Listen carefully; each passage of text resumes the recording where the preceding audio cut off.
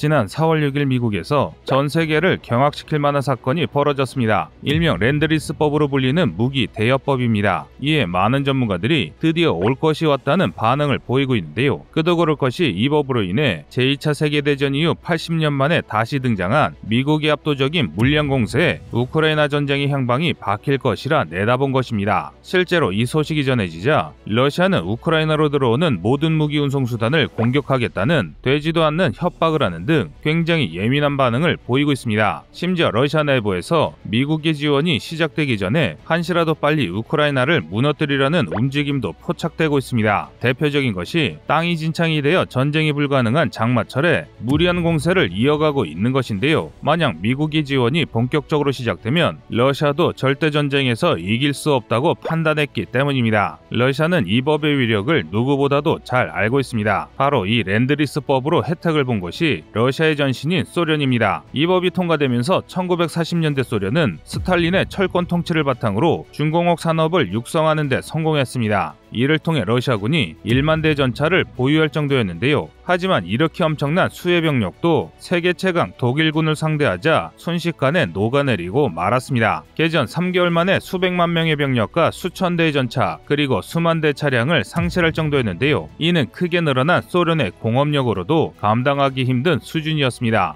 이 때문에 소련이 전쟁에서 패할 것이란 예측까지 나왔을 정도인데요. 그런데 이런 상황을 뒤집은 것이 미국의 렌드리스였습니다. 지난 과거 1941년 3월 11일 미국은 연합국을 대상으로 적극적인 물자 지원을 위한 렌드리스법을 통과시켰습니다. 작게는 군화와 식량부터 크게는 전차, 열차까지 갖가지 장비가 소련군에게 공급됐습니다. 이 덕에 소련은 막대한 손실에도 불구하고 반격에 나설 수 있었습니다. 따라서 이번 렌드리스가 우크라이나군을 지금과는 전혀 다른 군으로 탈바꿈시킬 수 있을 것으로 보입니다. 그런데 여기서 놀라운 것은 무기의 대여 기간도 사실상 무기 안에 가깝습니다. 계약 기간은 바로 2014년 이전 우크라이나 영토가 수복될 까지입니다. 즉 우크라이나군이 전국토에서 러시아군을 몰아낼 때까지이며 러시아가 침탈한 우크라이나 국토를 회복할 때까지 미국에 미칠 듯한 물량 공세가 이어진다는 것이죠. 과거의 사례만 보더라도 이 정도의 물량 공세이면 우크라이나가 전쟁에서 승리하기에 충분한 물량입니다. 그러나 반론도 존재합니다. 미국의 생산력이 예전 같지 않다는 것인데요. 2차 세계대전 무렵 미국의 공업력은 전 세계를 압도했습니다. 당시 어느 정도였냐면 미국은 영국에 구축함과 화물선을 지원했고 일본을 공격할 상륙함대와 항모를 건조하면서 남은 여유분으로 소련을 지원해 독일을 패전시켰습니다. 그 대표적인 사례가 바로 에식스급 항공모함인데요. 미국은 전쟁 중 배수량 38,000톤의 엑시스급 항모를 무려 24척이나 건조했습니다. 당시 미국에 대적하던 일본이 전쟁 내내 보유했던 3만 톤 이상의 항모가 고작 5척이라는 것을 생각하면 정말 말도 안 되는 생산량임을 알 수 있는데요. 여기서 더 놀라운 것은 심지어 한 달에 한 척씩 항공모함을 건조했다는 것입니다. 그러나 지금의 미국은 이런 엄청난 물량 공세를 할 수 없습니다. 신자유주의 논리에 따라 대부분의 생산 공장이 제3세계 국가들로 이전했기 때문인데요. 그래서 미국이 렌드리스를 하더라도 예전만은 못할 것이란 의견이 많습니다. 문제는 또 있습니다. 렌드리스 법도 문제입니다. 렌드리스는 어디까지나 미국이 무기를 대여해주는 것이기 때문에 이번 전쟁이 끝난 후 우크라이나는 엄청난 빚을 미국에 질 수밖에 없습니다. 이에 일각에서는 미국이 우크라이나를 자신들의 세력으로 편입하기 위한 꼼수라고 비판할 정도인데요. 사실 이런 주장은 어느 정도 일리 있는 말이기도 합니다. 하지만 미국은 단순히 자신들의 영향력만 넓히는 것을 목표로 하지 않습니다. 앞에서 우려한 주장은 중국과 같은 나라들에게나 해당되는 일입니다. 반대로 미국은 과거부터 여러 나라를 도와주며 그 나라가 민주국가로 성장하는 것을 도와준 사례는 많습니다. 또한 현재 미국은 공업력을 포기하는 대신 막강한 금융력과 동맹을 손에 넣고 있습니다. 이 덕에 동맹에게 적절한 보상을 지원을 해 오히려 2차 세계대전보다 많은 장비를 빠르게 공급할 수 있게 됐습니다. 그리고 렌드리스를 받았다고 우크라이나가 빚에 쪼들릴 일은 절대 없습니다. 그 이유는 미국이 국제적 영향력을 유지하기 위해 빚을 진 국가들에게 상당한 여유를 줬기 때문인데요. 소련의 후신인 러시아가 1249억 달러 중 29억 달러만 갚았음에도 완납 처리를 해줬을 정도입니다.